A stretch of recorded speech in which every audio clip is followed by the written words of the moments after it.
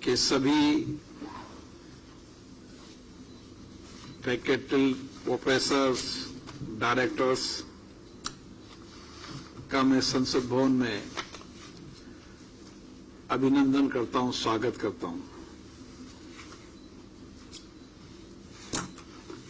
आप सब जानते हैं कि आजादी के बाद भारत की संसद ने संसदीय लोकतंत्र को अपनाया और इस संविधान निर्माण का ये 75 वर्ष भी है।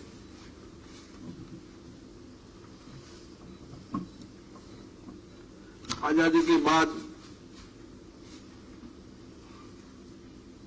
दुनिया के अंदर अलग अलग लोकतंत्र की प्रणालियां थी। दुनिया में भारत सबसे बड़ा देश, विविधताएं, जाति, धर्म, बोली की विविधताएं थी। कौन लोकतंत्र की प्रणाली अपनाई जाए, और संसदीय लोकतंत्र हमारे संविधान निर्माताओं ने अपनाया। आज दुनिया के अंदर संसदीय लोकतंत्र शासन चलाने की सर्वश्रेष्ठ पद्धति है और इस 75 वर्ष की यात्रा के अंदर हमारे सामने बहुत सारी आपदा थी, चुनौतियां थी, संकट थे, लेकिन आपदा चुनौतियों का समाधान हमने लोकतंत्र में बातचीत से, संवाद से, चर्चा से निकाला और आज दुनिया में हमारा देश सबसे बड़ा लोकतंत्र के अंदर अच्छी परंपराओं, प्रॉपर्टियों वाला देश भी है और उसके साथ हमने आर्थिक, सामाजिक परिवर्तन भी कर देश को कई क्षेत्रों में आगे लाने का प्रयास किया। इसलिए चर्चा, संवाद हमारे मूल में है।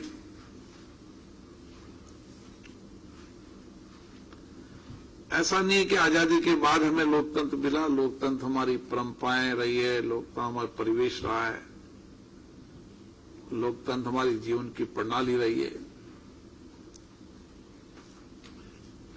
और किसी का भी शासन रहा हो, लोकतंत्र हमारे कार्य व्यवहार में हमेशा रहा है। इसीलिए जब अलग अलग देशों के प्रौद्योगिक संस्थानों के लोग मिलते हैं, चर्चा करते हैं, संवाद करते हैं, आपस में अपनी अपनी बेस्ट प्रैक्टिसेस को, बेस्ट अनुभव को साझा करते हैं, विचारों को साझा करते हैं, इसी में से नए रास्ते निकलते हैं। हमने लोकतंत्र में ऐसे रास्ते निकाले, तो इसी तरीके से सीखने, समझने, ज्ञान को प्राप्त करना हमारे संस्कारों में रहा है और इसलिए हमें अभी बहुत दूरी प्राप्त करनी है। आप लोग जिन प्रौद्योगिक संस्थानों से आते हैं, देश की अपेक्षा इन प्रौद्योगिक संस्थाओं से बहुत बड़ी है, क्योंकि दुनिया के अंदर जो परिवर्तन हो रहा है, उस परिवर्तन में कैसे भारत आगे आए। हम आबादी की दृष्टि से सबसे बड़े देश हैं, इसलिए जो कुछ भी आमूलचूल परिवर्तन, चाहे इंफ्रास्ट्रक्चर हो, चाहे टेक्नोलॉजी का क्षेत्र हो, चाहे सर्विस का सेक्टर हो, चाहे शिक्षा का हो, हर क्षेत्र के अंदर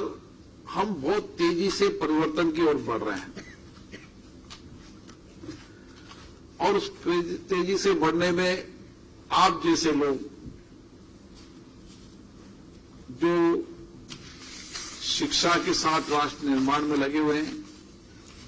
और विशेष रूप से अखिल भारतीय राष्ट्रीय शैक्षणिक महासंघ लगातार ये प्रयास कर रहा है कि हम हमारे पढ़ने वाले विद्यार्थियों के विचारों में, कार्यप्रणाली में लोकतंत्र के साथ देश और राष्ट्र की निर्माण में हमारा योगदान क्या हो सकता है, इस विचार को आप नीचे तक ले जाने का प्रयास करते हैं, क्योंकि आप देशभक्त राष्ट्रभक्त संगठन से जुड़े हैं, इसलिए विचार भी उसी तरीके से हैं कि हमारी जिम्मेदारी देश को आगे बढ़ाने की, राष्ट्र के नवनिर्माण करने में, और तकनीकी का क्षेत्र हो चाहे अन्य क्षेत्र हो, उन सब क्षेत्रों से ही बदलाव करते हुए भारत आगे बढ़ेगा। जब विकसित भारत की बात करते हैं, विकसित भारत के सपने को देखते हैं, तो उस विकसित भारत के सपने के लक्ष्यों को, संकल्पों को पूरा करने का आपका बहुत बड़ा दायित्व है, क्योंकि शिक्षक ही हमारे व्यक्ति निर्माण में बहुत बड़ी भूमिका रही है। हमारी शिक्षा ने ही हमारे संस्कारों को, हमारे विचारों को, हमारी बौद्धिक क्षमता को एक नई दिशा दी है, और इसीलिए भारत में शिक्षकों की बहुत बड़ी भूमिका रही है। चाहे आजादी का आंदोलन की भूमिका रही हो, आजादी के बाद देश के नवनिर्माण में शिक्षकों की हमेशा बड़ी भूमिका रही है। इसलिए उस तरीके का रेस्पेक्ट भी है, और समाज इस तरीके की अपेक्षाएं भी करता है कि हम जो भी जीवन में सीखे हैं, जो कुछ भी जीवन में अनुभव प्राप्त किए हैं, उसको सारा आने वाली पीढ़ी को, हमारे विद्यार्थियों को समर्पित कर दें। इसलिए मेरा मानना रहता है, डॉक्टर और शिक्षक जो कुछ भी उनके अनुभव रहते हैं, जो कुछ भी उन्होंने जीवन में प्राप्त किया है, वो कोशिश रहती है कि शिक्षक अपने शिष्य को दे, और डॉक्टर किसी भी तरीके से प्रयास करता है कि जो कुछ भी स्किल मेरे में है, उससे मैं मरीजों को ठीक करने का काम करूं। इसीलिए दोनों का समाज में बहुत महत्वपूर्ण भूमिका है, और इस भूमिका को आप जैसे उत्कृष्ट संस्थानों की बड़ी जिम्मेदारी है कि हम किस तरीके से हमारे विद्यार्थियों की कैपेसिटी बिल्डिंग करें, बदलती टेक्नोलॉजी के ज्ञान में उनको अपडेट करें, और कई बार विद्यार्थी का भी ज्ञान, उसका अनुभव, उसकी बौद्धिक क्षमता का लाभ हमें मिलता है। इसलिए हमारा लक्ष्य, हमारी दिशा स्पष्ट है कि दुनिया के अंदर भारत को हर क्षेत्र में आगे बढ़ना है, और आज हम गर्व के साथ कह सकते हैं कि दुनिया की बड़ी चुनौतियों का समाधान अब भारत से निकलेगा। दुनिया की आपदा, संकट, चुनौतियों का समाधान भारत से निकलेगा, भारत के विश्वविद्यालयों से निकलेगा, आईआईटी, आईएम, एनआईटी के कैंपस से निकलेगा। और इसलिए हमारे सामने बहुत बड़ी चुनौती है कि हम इस कैंपस में पढ़ने वाले विद्यार्थियों को वैश्विक परिदृश्य में जो परिवर्तन हो रहा है, उस अनुसार उनकी कैपेसिटी बिल्डिंग करें, उनके ज्ञान वर्धन करें, उनकी बौद्धिक क्षमता का विकास करें। मुझे आशा है कि आप अपने अपने क्षेत्रों के अंदर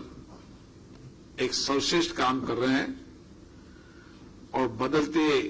परिप्रेक्ष्य के अंदर नए इनोवेशन,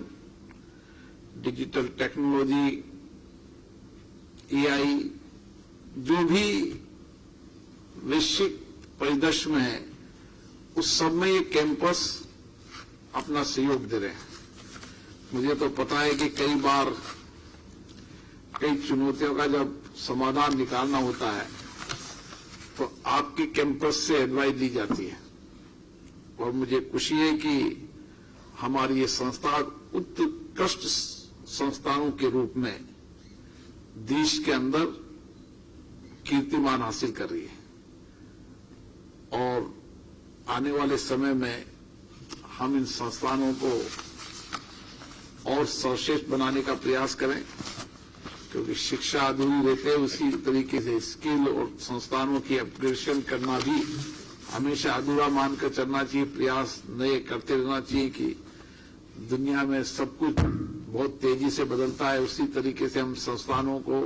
हमें भी अपडेट उसी तरीके से रहना पड़ेगा। और मुझे आशा है कि इनोवेशन और रिसर्च के अंदर हम और तेजी से आगे बढ़ रहे हैं, लेकिन हमें दुनिया के अंदर इनोवेशन रिसर्च का सबसे बड़ा हब भारत बने, इसके लिए हमें प्रयास करने की आवश्यकता है। मैं आपका संसद भवन में हार्दिक अभिनंदन करता हूं, स्वागत करता हूं। इसी संसद में इसी तरीके की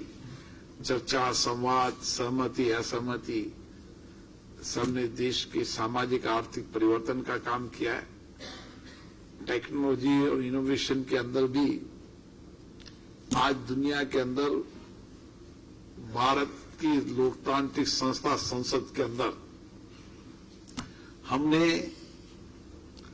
22 लैंग्वेज के अंदर 22 भाषाओं के अंदर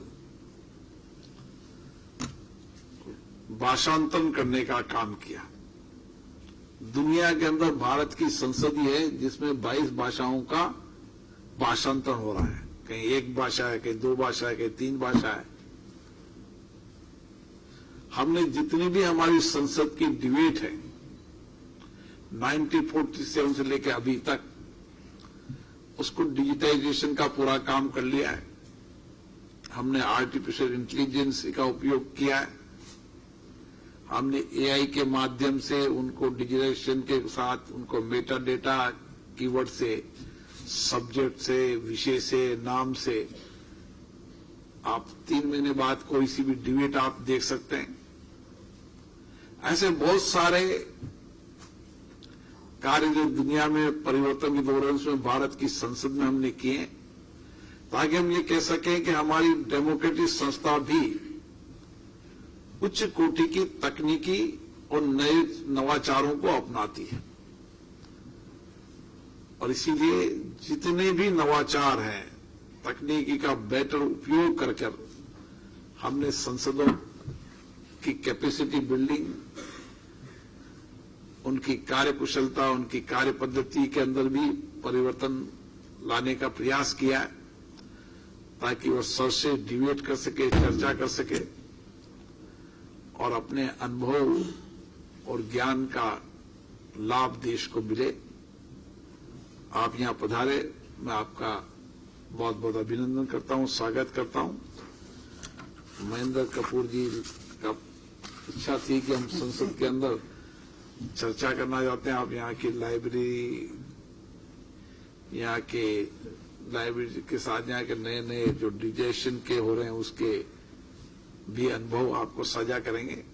और आपके अनुभव, आपका ज्ञान, आपने जो नई टेक्नोलॉजी में परिवर्तन किया उसका लाभ भी भारत की संसद को मिले, ये हमारी अपेक्षा आपसे है। हमारी भारत की संसद में नहीं, हमारी अपेक्षा है कि देश के अंदर हर संसदीय क्षेत्र के अंदर हमारे संसद सदस्यों और आपका आपस में चर्चा संवाद होता रहे, ताकि वो अपने अपने क्षेत्र के अंदर नई टेक्नोलॉजी, नए नवाचार से अपने अपने मतदाताओं के सामाजिक आर्थिक परिवर्तन लाने में सहयोग कर सके और अपने क्षेत्र के अंदर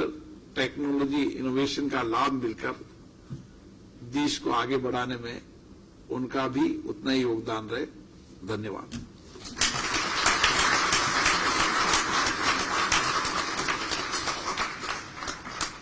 Thank you, Speaker, sir, for giving